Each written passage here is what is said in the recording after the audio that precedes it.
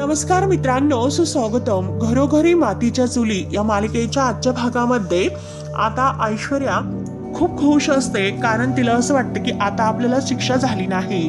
आता मात्र ती खुश होत आता सगळ्या रणदिव्यांना म्हणजे जानकी, ऋषिकेश यांना म्हणत असते की काय झाले, तुमच्या सगळ्यांच्या चेहऱ्यावरचा असा रंग का उडाला. तेव्हा सर्वजण रागाने ऐश्वर्याकडे पाहतात, तर ऐश्वर्या लगेच म्हणते की बापरे, म्हणजे मला खाऊ की काय करू असे तुम्हाला होत असेल ना. परंतु या सगळ्यात मात्र माझी काही चूक नाही, कारण आहे तर आता दोष आहे तर ह्या जानकीचा, कारण तिने जर त्या दिवशी मला हिजवलं नसतं तर आज मात्र तुम्हाला हा दिवस पाहावा लागला नसता, हो की नाही जानकी. तेव्हा आता जानकी म्हणते की ऐश्वर्या, हे दिवस सुद्धा जातील, तू काळजी करू नकोस. त्यावर आता ऐश्वर्या म्हणते की अगं जानकी, असे कसे दिवस जातील. अगं ते दिवसांना तर मी जाऊनच देणार नाहीत. अगं मला घरातून बाहेर काढून त्या दिवशी तू खूप मोठी चूक केलीस. त्या दिवशी तर तुम्हाला धक्के मारत घराच्या बाहेर काढलंस. शेवटी तीच गोष्ट तुझ्या अंगाशी आली तर, आणि लवकरच मात्र या केसची सुनावणी होईल. म्हणजे मिळालेले जे काही पुरावे आहे तर त्यानुसार मात्र लवकरच आता हे रणदिवे कुटुंब जेलची हवा खाईल. म्हणून ऐश्वर्या ती जोरजोराने हसत असते आणि तिच्या बरोबर मात्र सयाजीराव सुद्धा खुशून हसत असतो. आता जानकी, ऋषिकेश सगळ्यांना मात्र ऐश्वर्याचा आणि सयाजीचा खूप राग येतोय. सगळेजण आता ते दोघे मोठ्याने हसत असतात, तर अवंतिका आणि सौमित्र यांना सुद्धा खूप राग येतो. तेव्हा आता जानकी हसून आता ऐश्वर्याला म्हणते की अगं तू किती काही कर, परंतु शेवटी जिंकणार मात्र ते सत्यच. अगं अशी न्यायालयात उभी राहून तू न्याय देऊ नकोस ऐश्वर्या, कारण माझ्या कुटुंबाला वाचवायला मी खमकी आहे हे लक्षात घे. अगं तुझा खोटारडेपणा बाहेर काढण्यासाठी मी तुरुंग काय, अगं सुरुंग लावायला सुद्धा मागे पाहणार नाही. शेवटी विजय मात्र सत्याचाच होणार आणि तुरुंगाची हवा कोण खाणार हे सगळं काही येणारी वेळेस ठरवले ऐश्वर्या. आता जानकी मात्र अगदी रणरागिणी बनून ऐश्वर्याकडे पाहत असते आणि आता सगळे रागाने तेथून ऐश्वर्याकडे बघत निघून जातात. त्यानंतर आता इकडे मास्कमॅन हा लताबाईला म्हणत असतो की लताबाई, मी अगदी जीवावर उदार होऊन तुम्हाला एक संधी देतो, त्यामुळे चला तर तुम्ही तुमच्या मुलीशी जे काही बोलायचं असेल तर ते बोलू शकता. तुमचा निरोप मी तिला देईल आणि तुमचं काय आहे ते अगदी तुम्ही तिला सांगा. तेव्हा आता लताबाई आणि माया एकमेकांकडे पाहतात. लताबाई आता मास्कमॅनला म्हणते की आता हे नवीन काय आहे आणि काय नेमकं तुला काय हवं आहे ते. तेव्हा मात्र मास्कमॅन म्हणत असतो की तुम्ही निरोप द्या आणि संधीचा भरघोस फायदा घ्या आणि चला लगेच तोरा करा. 1 2 3 म्हणून आता आकडे मोजत तो लगेच आता रेकॉर्डिंग आहे तर ते करायला घेतो. तेव्हा मात्र आता तो व्हिडिओ सुद्धा तो काढत असतो. तेव्हा आता लताबाई म्हणते की जानकी बाळा, अगं तुला माझी काळजी लागून राहिलेली आहे ना, आणि माझी तू अजिबात काळजी करू नकोस बाळा, मी एकदम ठीक आहे. त्यानंतर आता इकडे मात्र घरी सगळेजण आल्यानंतर आता नाना हे सगळेजण एकत्र येतात आणि नाना आणि सुमित्रा यांना जो झालेला कोर्टामध्ये प्रकार आहे तर तो सांगितला जातो. सर्वांच्या चेहऱ्यावर आणि सर्वांना एक प्रकारचं ह्या ऐश्वर्या सुटल्याचं टेन्शन असते. आजी मात्र आता तोरेत सगळ्यांकडे पाहत असते. तर आता नाना म्हणतात की म्हणजे तिने असे अगदी शक्कल लढवली आणि अगदी केस फिरवली. तर सौमित्र म्हणतो की हो तसंच तिने केले, कारण आज निकाल आपल्या बाजूने लागेल असे वाटले होते, परंतु त्या व्हिडिओमुळे एका क्षणात सर्व काही बदलले. तेव्हा आता सारंग म्हणतो की मला एक गोष्ट हेच कळत नाही की तो व्हिडिओ रेकॉर्ड कोणी केला असेल. तेव्हा ऋषिकेश म्हणतो की दुसरं कोण असणार आहे, त्या ऐश्वर्याच्या मैत्रिणी होत्या ना, तर त्यांनीच केलं असेल हे सर्व. तेव्हा आता लगेच जानकी म्हणते की नाही, मला नाही वाटत की हे सर्व ऐश्वर्याच्या मैत्रिणींनी केलं असेल म्हणून, कारण हे जेव्हा घडलं तर तेव्हा त्या ठिकाणी त्या नव्हत्या, कारण त्या अगोदरच अवंतिकाने त्यांना हकलून दिलेलं होतं. हे जे काही कोणी केले तर ते बाहेरचेच काम आहे, तर हे कोणीतरी अगदी खिडकी बाहेर येऊन शूट केलेलं असावं आणि तो शूट करणारा मात्र मास्कमॅन असू शकतो. तेव्हा मात्र नाना विचारतात की अरे तो मास्कमॅन आहे तरी कोण, तर ऋषिकेश म्हणतो तो मास्कमॅन आहे आणि तो ऐश्वर्याला गुपचूप मदत करतोय. आणि हे बघा नाना, जेव्हा त्या ऐश्वर्याने माझ्याबरोबर लग्नाचा घाट घातला होता तेव्हा तो माणूस मात्र इकडे आपल्या घरापर्यंत येऊन पोहोचला होता. तेव्हा मात्र आता लगेच सारंग सुद्धा म्हणतो की हो बरोबर आहे, आणि मी सुद्धा त्या मास्कमॅनला इकडे पाहिलं होतं आपल्या घराच्या बाहेर, कारण तो तेव्हा घरावर पाळत ठेवत होता. मला तर असं वाटतं की हा सुद्धा ऐश्वर्यासारखाच आपलं घर बर्बाद करण्याच्या मागे लागलेला आहे. तर तेव्हा मात्र आता नाना म्हणतात की आपण त्याचं काय बिघडवलेलं आहे, तर अवंतिका आणि सौमित्र आता तेथेच असतात. अवंतिका म्हणते की आपण सुद्धा त्या ऐश्वर्याचं काय बिघडवलं होतं, तरी सुद्धा ती आपल्या वाईटावरच टपलेली आहे ना. जोपर्यंत आपल्याला त्या मास्कमॅनचा खरा चेहरा कळणार नाही तोपर्यंत ते आपल्याला त्रास का देतो हे सुद्धा नाही कळणार. त्यावर आता ऋषिकेश म्हणतो की हो खरं आहे एकदम. त्यानंतर आता इकडे मास्कमॅन आता लताबाईकडून रेकॉर्डिंग करून घेत असतो. म्हणजे नक्की तुला तुझ्या लेकीपर्यंत काय सांगायचं आहे त्याचा चान्स तो देतो. आणि आता भास्कर झालं, आईचं प्रेम जरा जास्त ओसंडून व्हायला लागले तर मात्र अवघड होईल आणि तुझी लेक पात्र आणखीन इमोशनल होईल. तेव्हा आता लताबाई म्हणते की अरे तू या व्हिडिओचं काय करणार आहे बरं, अरे सांग ना तू काय करणार आहे ह्या व्हिडिओचं. तेव्हा आता मास्कमॅन अगदी जोरजोराने हसतो. तेव्हा मात्र आता मास्कमॅन हसतच बाहेर निघून जातो. तेव्हा लताबाई आता खूप ओरडत असते की का हा आपल्या मागे लागला असेल. त्यानंतर आता इकडे नाना तर हे सर्व ऐकल्यानंतर म्हणतात की म्हणजे हे सगळं असं झालेलं आहे तर. तेव्हा आता नानांना सुद्धा खूप टेन्शन येते. जानकी म्हणते नाना मला असं वाटतं की आपण आता यातून नक्की बाहेर पडू, तुम्ही काळजी करू नका. तेव्हा आता ऋषिकेश म्हणतो की हो नाना, जोपर्यंत आपण एक कुटुंब बनून एकत्र असू तोपर्यंत कोणत्याही संकटावर आपण मात करू शकतो. त्यानंतर आता सौमित्र म्हणतो की आज कोर्टामध्ये जे काही घडले ना त्यामुळे खरंच आपण इतक्या लवकर असं या संकटावर मात नाही करू शकतो. इतकं सोपं नाही ते. त्या ऐश्वर्याने मात्र आपल्यावर तिने तिचा छळ केल्याची केस टाकलेली आहे तर चुकून जरी निकाल तिच्या बाजूने लागला तर आपल्या सगळ्यांना जेलमध्ये जावं लागेल. तर आजी लगेच म्हणते की चला तर, म्हणजे आता पूर्ण रणदिवेला सुरुंग लागला असं म्हणायचं. तेव्हा मात्र आता ऋषिकेश म्हणतो की आजी अगं तू काय बोलतेस. तर आता आजी म्हणते की तरी मी तुम्हाला सांगितलं होतं की त्या ऐश्वर्याच्या नादाला लागू नका म्हणून, कारण ती ऐश्वर्या गप्प बसणारी नाही. मग आता तुम्ही काय करता. तेव्हा आता सारंगला आजीचा खूप राग येतो. तो आजीवर अगदी रागवतो. मोठ्या आवाजात म्हणतो की आजी कायम तुला त्या ऐश्वर्याचं काय देणं असतं, कायम तू तिच्याच बाजूने बोलत असते. तेव्हा आजी म्हणते की हे बघ सारंग, मी तिच्या बाजूने नाही बोलत, मी सत्याच्या बाजूने बोलते आणि खऱ्याच्या बाजूने. तुम्ही लोक तर म्हणत होतात की जानकी ऐश्वर्यापेक्षा उजवी आहे तर, परंतु आता मात्र कोण कुणाला वरचढ ठरलं कळाले ना तुम्हाला. तेव्हा सुमित्रा आता आजीवर ओरडते की आई अगं जरा तू शांत बस. तर आजी ऐकायला तयारच नसते. आजी म्हणते की हे बघ सुमित्रे, मी शांत नाही बसणार. मी आपल्या कुटुंबाच्या काळजीपोटी आणि या घराच्या काळजीपोटी बोलते हे लक्षात घे. आणि काय ग जानकी, अगं तू तर स्वतः खड्ड्यात पडली परंतु आम्हाला सुद्धा तुझ्या सोबत घेऊन पडलीस ना खड्ड्यामध्ये. आता मात्र उद्या सगळ्यांच्या हातामध्ये जर बेड्या पडल्या तर मात्र सोडवायला कोण येणार आहे बरं. तेव्हा आता सारंग आणि सौमित्र दोघेही आजीवर चिडतात. सौमित्र म्हणतो की हे बघ आजी, त्याची काळजी तू करू नकोस. आम्ही अजून जिवंत आहोत आणि जोपर्यंत मी जिवंत आहे तोपर्यंत मी जानकी बहिणीला आणि माझ्या या रणदिव्यांच्या कुटुंबाला काही एक आता होऊन देणार नाही हे लक्षात घे. त्यामुळे आजी मी तुझा एक काम कर असं म्हणतो, कारण जानकी बहिणीचा जो कायम तू अपमान करत असते ना तो अपमान करणं बंद कर. आणि ती घाणेरडी ऐश्वर्या आहे ना त्या ऐश्वर्याचं नाव सुद्धा या घरामध्ये घेऊ नकोस प्लीज. तेव्हा आता जानकी म्हणते की सौमित्र भाऊजी बोलून द्या ना. अहो आजी जे काही बोलत आहेत त्यात तथ्य तर आहेतच ना. तेव्हा आता नाना म्हणतात की जानकी, ऋषिकेश सुद्धा म्हणतो की जानकी तू काय बोलतेस. तेव्हा आता जानकी म्हणते की हो माझी चूक झाली, कारण मीच हा प्लॅन करण्यासाठी अगदी तुम्हाला सांगितले होते. माझ्यामुळे तुम्ही सगळेजण अडकलात आणि हे बघा मला कोर्टातून सोडवण्यासाठी तुम्ही सगळ्यांनी किती आपल्या जीवाचा आटापिटा केलास, पण मी काय केलंस, माझ्यामुळे तुम्ही अगदी दुःखाच्या दरीत कोसळलास आणि मी तुम्हाला त्या दुःखाच्या दरीत ढकलले. त्यामुळे खरंच मला माफ करा म्हणून जानकी आता अगदी रडतच सर्वांची माफी मागत असते हात जोडत. तेव्हा लगेच अवंतिका म्हणते की वहिनी अहो तुम्ही हे सर्व काय बोलतात. ह्या आजीचं ऐकून तुम्ही स्वतःवर हे सर्व घेऊ नका हो. अहो यात तुमची काही चूक नाही. त्या ऐश्वर्याला धडा शिकवायचा म्हणून आपण सगळ्यांनी मिळून हा निर्णय घेतला होता तर. तेव्हा आजी लगेच परत मध्ये म्हणते की हो आणि शेवटी धडा कोणी कोणाला शिकवला, ऐश्वर्यानेच ना. आता सर्वांना आणखीन आजीचा राग येत असतो, कारण ती सारखं अगदी त्या ऐश्वर्याचंच नाव या घरात घेत असते. त्यानंतर आता इकडे सयाजी खूप अगदी मोठमोठ्याने हसत असतो. तर ऐश्वर्या सुद्धा हसत असते आणि म्हणते की डॅडा अहो शिकवला त्यांना, आयुष्यभराचा धडा आपण शिकवलाच, परंतु त्यांना मला जन्माची अद्दल घडवायची आहे तर, कारण त्या रणदेव्यांना मला जेलमध्ये खडी फोडायला पाठवायचं आहे. तर सयाजी म्हणतो की करशील अगं पोरी, ते सुद्धा तू करशील, परंतु कमालच झाली असं म्हणायचं, कारण सगळी केस आपल्या बाजूने पलटी झाली. तेव्हा ऐश्वर्या म्हणते की डॅडा अहो तुम्ही जानकीचा चेहरा तर बघितला ना कसा पडला होता.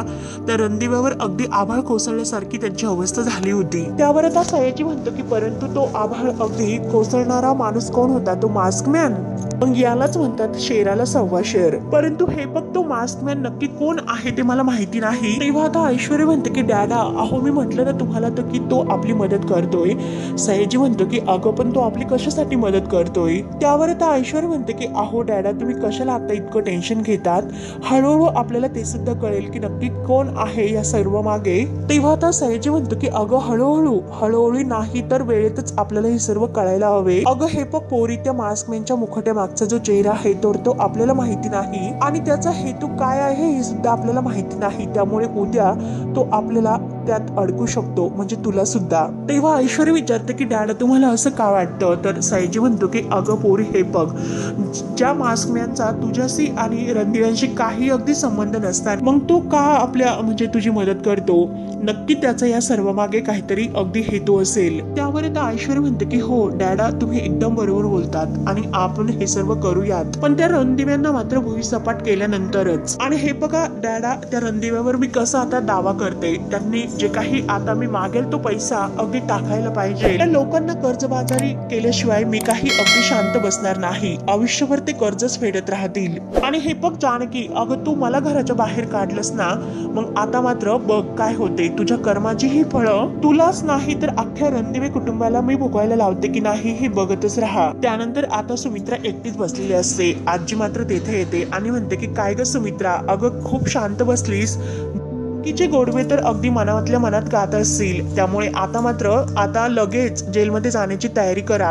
आता पोलीस घरी आल्याचे आता समजते आणि आता सगळे पोलीस हवालदारांना सांगतात की सगळ्याच्या सगळ्या रणदिव्यांना बेड्या ठोका म्हणून. दादाला जानकी ताई या सगळ्यांना बेड्या ठोका आणि सगळ्यांना घेऊन चला. तेव्हा आता सगळ्यांना अगदी पोलीस ओढून घेऊन जात असतात. तेव्हा मात्र सुमित्राचं हे स्वप्न असतं. तिला डोळ्यासमोर हे सर्व दिसते. आता ती आजीवरच चिडते. आजीला म्हणते की आजी अगं आई काय तुझा हा जानकी बद्दल जो काही मनातला कडवेपणा आहे तर तो कधी जाणार आहे ते मला सांग अगोदर. तेव्हा आता आजी जोरात ओरडते की ही नाही जाणार आणि हे पग जानकी बद्दल असणारा कडवटपणा कधीही नाही जाणार. मी तुमच्या सगळ्यांचा विचार करते आणि शेवटी मीच वाईट ठरते ना. त्यामुळे मी तुला काय म्हणते सुमित्रा अगं यामधून फक्त आणि फक्त तुला ऐश्वर्याच वाचू शकेल. अगं एकदा तू तिच्याशी बोल तिच्या समोर हात जोड. अगं तू तिची माफी माग आणि सगळं काही तू ऋषिकेश आणि जानकी यांच्यावर ढकलून दे आणि आपल्या अंगावर तू काही घेऊ नकोस. तेव्हा आता सुमित्राला राग येतो. सुमित्रा आता आईवर ओरडते की आई अगं तू हे सर्व काय बोलतेस. ऋषिकेश माझा मुलगा आहे मग त्याला मी यात अडकवू का. तेव्हा आता आजी म्हणते की अगं तू ज्याला जन्म दिला अगं त्या मुलांचा विचार कर. त्या सावत्र मुलाचा कशाला इतका विचार करते. जेव्हा आता आजीवर चिडते तर आता मात्र आजी म्हणते की माझ्यावर तू चिडू नकोस आणि एक गोष्ट मी तुला सांगून ठेवते की ऐश्वर्या मात्र धडधडीत पुरावा आहे. ती नक्की तुमच्यावर खटला भरणार म्हणजे भरणारच आणि सगळेजण तुम्ही यात फसला तर मग सुमित्रा तू काय करशील. त्यामुळे माझं तू ऐक. तू तिच्याशी बोल. माझी पूर्ण खात्री आहे ती तुझं नक्की ऐकेल. आणि हे बघ सुमित्रा अगं तुझं माझं आयुष्य आता संपलेलं आहे. त्यामुळे आता इथून पुढे मात्र दुसऱ्यांकरता जगायचं आहे हे लक्षात ठेव. बघ उद्या जर तुला चांगला दिवस बघायचा असेल ना तर आताच मात्र चांगला विचार कर. तू मी फक्त तुला सांगण्याचं काम केलेलं आहे. आता तूच ठरव की तुला काय करायचं आहे ते. आता ह्या आजीचं बोलणं ऐकून मात्र सुमित्राला आणखीन टेन्शन येते. ती विचारात पडते. त्यानंतर आता इकडे जानकी एकटी मध्ये विचार करत बसलेली असते आणि तेवढ्यात तिथे ऋषिकेश येतो. ऋषिकेश म्हणतो की काय जानकी अगं कसला इतका विचार करतेस. जानकी म्हणते की ऋषिकेश अहो हे सर्व काय घडत आहे. तर मला तर हेच कळत नाही की नक्की मी काय करू ते. आता कोर्टामध्ये जाईपर्यंत असे वाटत होते की केसचा निकाल आपल्या बाजूने लागेल म्हणून. त्या ऐश्वर्याकडून जेव्हा मी पुरावे मिळाले होते तेव्हाच मला वाटलं होतं की अर्धी लढाई आपण येथे जिंकलो म्हणून. परंतु बघा ना अहो हे जे काही घडले तर ते भलतेच घडले आपल्या मनाविरुद्ध. तेव्हा आता ऋषिकेश म्हणतो की जानकी हे फक्त तू इतकं टेन्शन घेऊ नकोस आणि असं काही विचार करू नकोस. सगळं काही व्यवस्थित होईल. तेव्हा आता जानकी म्हणते की कसं ऋषिकेश कसं सगळं चांगलं होईल. अहो आपण तर नेहमी म्हणत असतो की विजय हा सत्याचाच होतो परंतु येथे मात्र सत्याचा पराजय होताना आपल्याला दिसतोय. आपल्या डोळ्यासमोर सत्य हे हरताना दिसतंय. हे खोटं आहे तर ते इतक्या म्हणजे ठसठसीतपणे अगदी ठसवलं जातंय आणि आता प्रत्येक ठिकाणी कोर्टात सुद्धा आता जे खोटं आहे तर ते खरं म्हणून वावरतंय. त्यामुळे असं व्हायला नकोय ऋषिकेश. आणि हे बघा खरं हरायला नकोय. सत्याचाच विजय व्हायला पाहिजे. तेव्हा आता ऋषिकेश म्हणतो की नाही हरणार जानकी. सत्य हे कधीही हरणार नाही जानकी. कारण सत्याला तलवारी सारखी धार असते आणि हे बघ हे ऐश्वर्यासारखी जे काही लोक असतात ना ती धार मात्र अगदी थोडी बोथड करायला जातात, परंतु जानकी तू माझ्यावर विश्वास ठेव, त्यांना यात यश नाही मिळणार. तेव्हा जानकी म्हणते की त्यांना जरी यश मिळाले नाही तरी सुद्धा त्या ऐश्वर्याला यश हे ओरबडून घेण्याची सवय आहे. तर त्यासाठी मात्र आपल्याकडे एकच पर्याय आहे की त्या मास्कमॅनच्या तावडीतून आपल्या आईला सोडवायचं. तेव्हा आता ऋषिकेश म्हणतो की हो बरोबर आहे. तर जानकी म्हणते की आपल्याला निदान हे तरी माहिती आहे आई जिवंत आहे म्हणून, ऐश्वर्याच्या नाही तर मास्कमॅनच्या ताब्यामध्ये आहे. काही झाले तरी आईला आपल्याला सुखरूप सोडावं लागेल, परंतु हा मास्कमॅन नक्की कोण आहे हे लवकरात लवकर आपल्याला शोधावंच लागेल. तेव्हा आता ऋषिकेश म्हणतो की हो आपण नक्की शोधून काढूयात, त्याचाही पत्ता आपल्याला लवकरच लागेल. आणि हे बघ आता मी सौमित्र बरोबर पोलीस स्टेशनला जाऊन येतो, मी पोलिसांकडून काही मदत मिळते की नाही हे बघतो, पण तोपर्यंत तू हार अगदी मानू नकोस आणि ही आशा सोडू नकोस. त्यानंतर आता इकडे सुमित्रा विचार करत असते, कारण आता ह्या आजीने तिचे जे काही कान भरलेले असतात की सुमित्रा तू जा एकदा ऐश्वर्याची माफी माग आणि तिला सर्व काही सांग. तेव्हा आता सुमित्रा तोच विचार करत असते की आई म्हणते तसा विचार जर मी केला, ऐश्वर्याकडे जर गेले आणि तिची माफी मागितली आणि तिला सर्व काही मागे घेण्यासाठी सांगितले तर माफ करेल ती जर म्हणाली तर मी तिची माफी सुद्धा मागायला तयार आहे. पण या सगळ्यामध्ये मी माझ्या ऋषिकेशला आणि जानकीला अजिबात अडकवणार नाही. एकदा मी प्रयत्न करून बघतेच. म्हणून आता सुमित्रा लगेच ऐश्वर्याला फोन करते. त्यानंतर ऐश्वर्या इकडे कॉफी पित असते आणि मोबाईल मध्ये काहीतरी पाहत असते. तेवढ्या सुमित्राचा कॉल येतो. ऐश्वर्या लगेच कॉल उचलून हॅलो म्हणते. सुमित्रा तिकडून म्हणते की हॅलो ऐश्वर्या. तेव्हा आता सुमित्रा म्हणते की मला तुझ्याशी थोडंसं बोलायचं आहे. तर ऐश्वर्या विचारते की काय बोलायचं आहे. सुमित्रा म्हणते की ऐश्वर्या हे सर्व तुझं काय सुरू आहे. अगं हे जे काही तुझं सुरू आहे ते सगळं काही थांबव ताबडतोब. आम्ही तुझं काय बिघडवलेलं आहे. तेव्हा आता ऐश्वर्या लगेच म्हणते की अच्छा काय बिघडवलं म्हणजे तुमच्या बापाचे जे घडे आहेत तर ते गिरून दाखवू का मी. तुमचा हुशार मुलगा आहे तर तो लग्नातून पळून गेला म्हणून मला तुमच्या मूर्ख मुलाबरोबर संसार करावा लागला. आणि तुमची ती लाडकी जानकी जेव्हापासून मी त्या घरात आले तर तिने काही माझा कमी छळ केलेला नाही. आणि तुम्ही सुद्धा माझ्या बरोबर कसे वागलात. तुम्ही सुद्धा काही अगदी मला त्रासच दिलेला आहे आणि सगळ्यांसमोर माझा अपमानच केलेला आहे. अगदी सगळ्यांनी मिळून मला मारत त्या घरातून बाहेर काढलेला आहे. तुम्ही जे सगळे लोक आहेत तर माझ्याशी इतकं वाईट वागलात. मग मी तुमच्याकडून आता म्हणजे त्रास मी तुमचा सहन केला आणि तुम्हाला काय वाटतं की मी आता सगळं काही माफ करावं. त्यावर आता सुमित्रा जीव तोडून म्हणते की ऐश्वर्या अगं ते सर्व विसरून जा. त्यावर आता ऐश्वर्या म्हणते की अहो कसं विसरणार मी हे सर्व. बरं ठीक आहे हे सगळं मी करायला तयार आहे, माफ सुद्धा करायला तयार आहे, पण त्यासाठी तुम्हाला मला अगोदर सॉरी म्हणावं लागेल. तेव्हा सुमित्रा असं म्हटल्यानंतर आता तिला धक्काच बसतो आणि शांत होते. तर ऐश्वर्या विचारते की काय झाले, वाचा बसली का तुमची. अहो सॉरी म्हणा.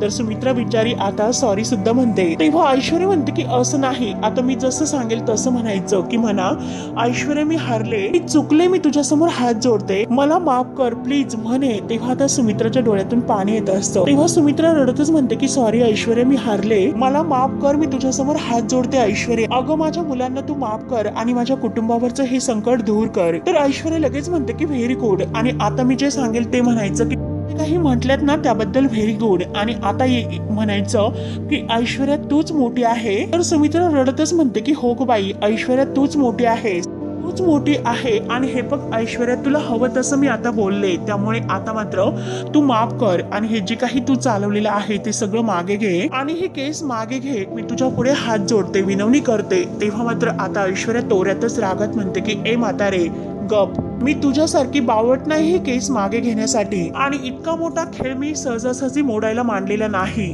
तुमचा खेळ मात्र मी कायमचं संपवण्यासाठी हे सर्व केलेले आहे. तर आणि एकदा की तुमचा हा खेळ संपला तर पुढचे खेळ सुद्धा आपोआपच संपतील. त्यामुळे आता मात्र मी तुम्हाला उद्ध्वस्त केल्याशिवाय राहणार नाही हे लक्षात ठेवायचं. सुमित्राच्या जीवाला आणखीन मोठा घोर लागलेला असतो, तिला खूप टेन्शन येते.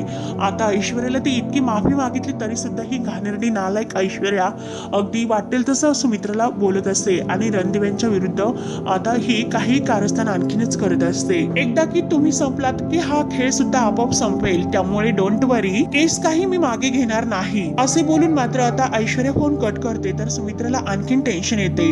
त्यानंतर आता जानकी इकडे एकटीच आपल्या रूम मध्ये बसलेली असते. तिला खूप आता टेन्शन मध्येच आता ती दिसत असते आणि तेवढ्यात मात्र आता तिच्या मोबाईलवर तो मास्कमॅनने पाठवलेला व्हिडिओचा मेसेज येतो. जानकी आता मेसेज वाचलेला पाहून लगेच आपला मोबाईल पाहते आणि तो व्हिडिओ बघितल्यानंतर जानकी लगेच अगदी धक्क्याने उभी राहते आणि तो व्हिडिओ ती ऑन करून आता त्यामध्ये लताबाई म्हणत असते की जानकी, अगं जानकी, तुला माझी काळजी लागून असेल. तर लताबाई म्हणते की माझी अजिबात काळजी करू नको. आता जानकीला मात्र आईला बघून खूप असा आनंद होतो. लताबाई रडतच म्हणलेली असते की अगं माझं काय होत असेल याचा विचार करून तू स्वतःला त्रास करून घेऊ नकोस आणि मी खरंच सुखरूप आहे आणि मी तुला एकच सांगते की मला शोधण्याचा प्रयत्न तू सोडून दे. अगं जानकी, मला काही झाले तरी चालेल परंतु तुला काही होता कामा नये. हा माणूस चांगला नाही, तू त्याच्या कोणत्याही बोलण्यावर विश्वास ठेवू नकोस. त्यानंतर मात्र आता मास्कमॅन बोलतो की जानकी, तुझी आई माझ्या ताब्यात आहे तर, आणि जर मात्र तुला हिला अगदी सुखरूप वाचवायचं असेल तर मात्र कुणालाही न सांगता तू देवळाच्या पाठीमागे मला भेटायला ये. तू एकटीच आहे आणि कुणाला जरी घेऊन तू आलीस तर मात्र देवाच्या दारातच मी तुला अगदी कायमची या देवाच्या दारात पाठवेल. तेव्हा आता जानकीने हे सर्व व्हिडिओ ऐकल्यानंतर मात्र जानकीला खूप मोठा धक्का बसतो. ती अगदी स्तब्ध होते आणि तिच्या हातातील मोबाईल तेथेच अगदी खाली गळून पडतो. तेव्हा मात्र आता जानकीला काय करू आणि काय नाही अशी तिची अवस्था होते. एकतर मास्कमॅनने तिला ब्लॅकमेल केलेलं असतं की कुणालाही काही सांगायचं नाही, एकटीच भेटायला यायचं, आईचा जीव तर तुला वाचवायचा असेल तर. तेव्हा आता जानकी टेन्शन मध्ये येते आणि मित्रांनो शेवटी हा भाग येथे संपतो. पुढील भागामध्ये आता सौमित्र हा पोलीस स्टेशन मध्ये ऋषिकेश सोबत आलेला असतो. सौमित्र आता इन्स्पेक्टर साहेबांना सांगतो की एकीकडे मात्र त्या ऐश्वर्याने आम्हाला वेठीस धरलेला आहे आणि दुसरीकडे मात्र तो मास्कमॅन त्रास देतो. तेव्हा आता ऋषिकेश म्हणतो की म्हणूनच इन्स्पेक्टर साहेब आम्ही मदतीच्या आशेने तुमच्याकडे आलो आहोत.